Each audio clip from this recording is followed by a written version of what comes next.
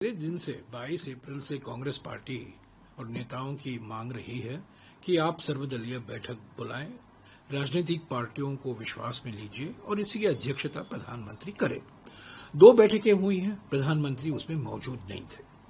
उसके बाद कांग्रेस अध्यक्ष खड़गे जी और नेता प्रतिपक्ष लोकसभा राहुल गांधी जी ने प्रधानमंत्री को खुद खत लिखा कि आप पार्लियामेंट का एक विशेष सत्र बुलाइए, लोकसभा और राज्यसभा का विशेष सत्र में चर्चा हो। जो आतंकवाद हमले हुए हैं पहलगाम पर, उसके बाद में जो कदम भारत सरकार की ओर से उठाया गया है, ऑपरेशन सिंदूर पर चर्चा नहीं होनी चाहिए क्योंकि वो संवेदनशील मामला है, पर जो राजनीतिक मुद्दे खड़े होते हैं, पाकिस्तान का बार बार इस आतंकवाद हमलों को समर्थन करना, सूत्रधार वो ही हैं। चीन और पाकिस्तान के बीच में जो अभी जुगलबंदी बन गया है राजनीतिक और रक्षा क्षेत्र में, न केवल आर्थिक क्षेत्र में पर राजनीतिक और रक्षा के क्षेत्र में भी, स्ट्रेटेजिक अफेयर्स में भी जो जुगलबंदी हो गया है और भारत को बहुत काफी नुकसान भी पहुंचा रहा है।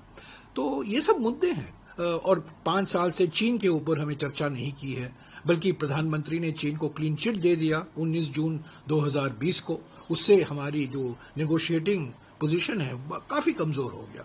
तो इस पर चर्चा कीजिए, हमने विशेष सत्र की मांग की है। इस बीच प्रधानमंत्री ने क्या किया, जो गंभीर सवाल हम उठा रहे हैं पाकिस्तान को लेकर, आतंकवाद हमलों को लेकर, चीन को लेकर, इससे ध्यान हटाने के लिए पहली तो जाति जनगणना कराएंगे, इस बीच घोषणा कर दी अचानक, अप्रत्याशित तरीके से। जो विरोध 11 साल से कर रहे थे, अचानक पहलगाम आतंकवाद हमलों के बाद जाति जनगणना की बात उठाई।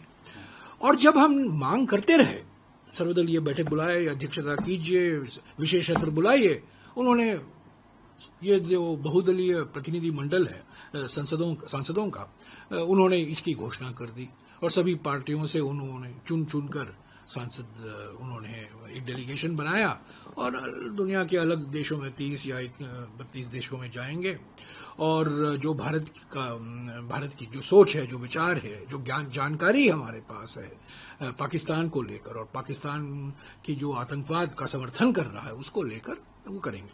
तो मैं समझता हूं ये तो एक डायवर्जन है, ध्यान हटाने का एक और प्रयास है। तो असली मुद्दे हम उठा रहे हैं, असली मुद्दे हम उठा रहे हैं चीन को लेकर, पाकिस्तान को लेकर, आतंकवाद हमले जो हुए हैं। देखिए, आज भी पहलगाम के आतंकवादी को पकड़ा नहीं गया है, आज भी वो लापता है, यहां वहां चल घूम रहे हैं, हमारे सांसद भी घूम रहे हैं और पहलगाम के आतंकवादी जो आतंकवादी सीधे तरीके से वो शामिल थे, पहलगाम के टेररिस्ट, वो कहां है?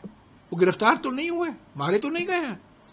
तो उसकी जो सवाल उठाते हैं हम, जो सुरक्षा चूक हुई है, जो इंटेलिजेंस फेलियर हुआ है, जिन्होंने अधिकारियों ने खुद माना था पहले सर्वदलीय बैठक में, तो ये तो असली मुद्दे हैं, गंभीर मुद्दे हैं और हम सांसदों को भेज रहे हैं दूसरे देशों में। और जिस तरीके से ऑपरेशन सिंदूर का राजनीतिकरण हो रहा है, ये रेल टिकट पर प्रधानमंत्री का चेहरा छप रहा है और ऑपरेशन सिंदूर को लेकर रैलियां निकाली जा रही हैं बीजेपी की ओर से, बीजेपी के सांसद, बीजेपी के मंत्री किस तरीके से आलोचना करते हैं लोगों की, और हम कहते हैं हम डेमोक्रेसी हैं। ऐसे सांसदों को डेलीगेशन में शामिल किया गया है जिन्होंने सुप्रीम कोर्ट का बदनाम किया, सांसदों का बदनाम किया, एक समुदाय को बदनाम किया। मध्य प्रदेश के मुख्यमंत्री के खिलाफ कोई कार्रवाई नहीं, उप मुख्यमंत्री और एक मंत्री, उनके खिलाफ तो कोई कार्रवाई नहीं, या कोई प्रोफेसर को गिरफ्तार कर दिया। तो सुफिया कुरैशी के खिलाफ जो बयान दिए गए हैं वो मंत्री के ओर से, मध्य प्रदेश के मंत्री की ओर से, बड़े अपमानजनक है, हमारे लोकतंत्र पर एक कलंक है। उनके खिलाफ कोई कार्रवाई नहीं होती, आप डेलीगेशन भेजते हैं। तो ये तो पीआर एक्सरसाइज है, ध्यान हटाने के लिए, ध्यान भटकाने के लिए। इसमें तो मास्टर है हमारे प्रधानमंत्री, डिस्ट्रैक्ट करने में, वेपन ऑफ मास डिस्ट्रैक्शन है ये। जो असली मुद्दे हैं, जो गंभीर मुद्दे हैं, संवेदनशील मुद्दे हैं, जिन मुद्दों का पर चर्चा होना जरूरी है पार्लियामेंट के अंदर, सर्वदलीय बैठक में उस पर चर्चा नहीं कराएंगे, डेलीगेशन को भेजेंगे। ठीक है, डेलीगेशन जाएंगे, जो उनको कहा गया है वो बोलेंगे। जो कल ब्रीफिंग हुआ है विदेश सचिव से, क्लास ली गई है, उसमें विदेश मंत्री मौजूद नहीं थे, कोई मंत्री भी नहीं मौजूद था, सिर्फ अधिकारी थे। ठीक है, ऑफिशियल ब्रीफिंग है, उनको जानकारी मिली है, वो जाके बात करेंगे अलग अलग देशों के अधिकारियों से। वो अपनी जगह है, पर असली बात आप पार्लियामेंट क्यों नहीं बुला रहे हो, संसद क्यों नहीं बुला रहे हो, लोकसभा क्यों नहीं बुला रहे हो, राज्यसभा क्यों नहीं बुला रहे हो, सर्वदलीय बैठक से क्यों भाग रहे हो?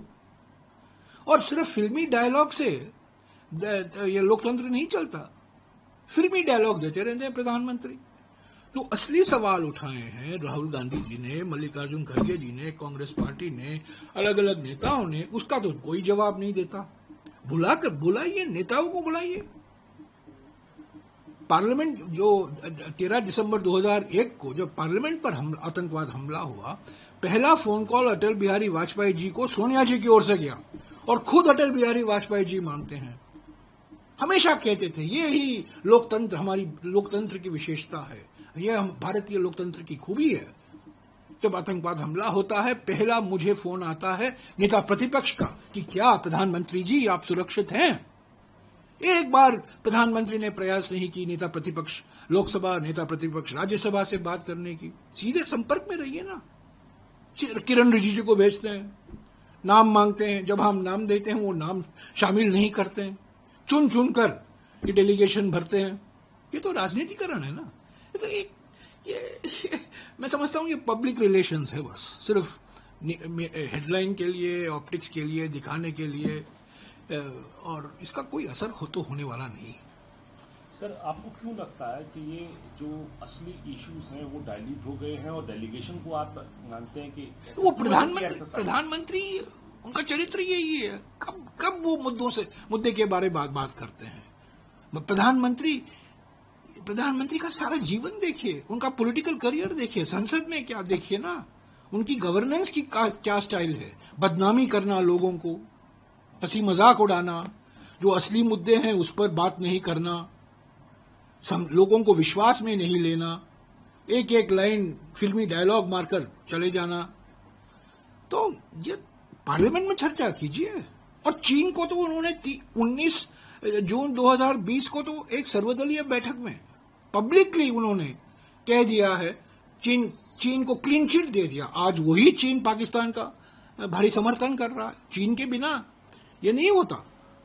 आप लोग सवाल उठाते हैं, राहुल गांधी ने सवाल उठाए और मल्लिकार्जुन खड़गे ने देखिए, सवाल उठाए। हम एक जिम्मेदार पार्टी हैं, हम एक उत्तरदायी पार्टी भी हैं, हम रेस्पॉन्सिबल भी हैं और रेस्पॉन्सिव भी हैं। तो जनता के मुद्दे हैं, जनता के मन में सवाल है, हमारे मन में सवाल है। हमने हमेशा कहा है एकता और एकजुटता। जो पहलगाम के बाद हमने कहा जो कोई कार्रवाई भारत सरकार करेगी हम उसका पूरा समर्थन करेंगे। बार बार हमने उसको दोहराया। सीडब्ल्यूसी की 2 बैठकें हुई, हमने कहा हम पूरा समर्थन दे रहे हैं, पर इसकी समीक्षा तो कीजिए। पहलगाम क्यों हुआ? कारगिल के बाद समीक्षा की गई थी। मैं आपको याद दिलाना चाहता हूं, कारगिल युद्ध के 3 दिन बाद जब युद्ध समाप्त हुआ, हम विजयी हुए, 3 दिन बाद एक समिति का गठन हुआ। उस समिति की अध्यक्ष आज के विदेश मंत्री के पिताजी ने किया, विशेषज्ञ थे। उस समिति ने रिपोर्ट पेश की और मेरे ख्याल में 23 फरवरी 2000 को पार्लियामेंट में उस रिपोर्ट सुब्रमण्यम कमेटी पर चर्चा हुई। ये एक जमाने में ये लोकतंत्र हुआ करता था। अब के जमाने में क्या लोकतंत्र है? चीन पर चर्चा नहीं हो पाती है, आतंकवाद हमलों पर चर्चा नहीं हो पाती है, पार्लियामेंट नहीं बुलाया जाता है, सर्वदलीय बैठक में प्रधानमंत्री मौजूद नहीं होते हैं। तो ये हमारे लिए, हम इसको स्वीकारेंगे नहीं, हम इस पर सवाल उठाते रहेंगे। आतंकवाद के मामले में, पाकिस्तान के मामले में एकता और एकजुटता की जरूरत है। सख्ती से सख्त तरीके से हमें कार्रवाई करनी चाहिए। हमने कभी नहीं उससे पीछे हटा है। पर सवाल जो उठा रहे हैं उसका जवाब तो दीजिए, लोकतांत्रिक मंचों में दीजिए, यानी कि पार्लियामेंट में दीजिए। सबसे बड़ा मंच है, लोकतांत्रिक मंच है पार्लियामेंट में, लोकसभा में, राज्यसभा में। आप तो आते ही नहीं है। गर्मियों की छुट्टी होने वाली थी, मेरे पापा आने वाले थे, तो हम लोग सभी खुश थे। तो मैं बेड पे चढ़ के डांस कर रहा था, लेकिन वो पहले ही आ गए। प्लीज तो मैं उस समय तो कंटिन्यू नहीं कर सकता था ना, तो फ्रीज फ्रेम टाइप का हो गया। कसम पैदा कर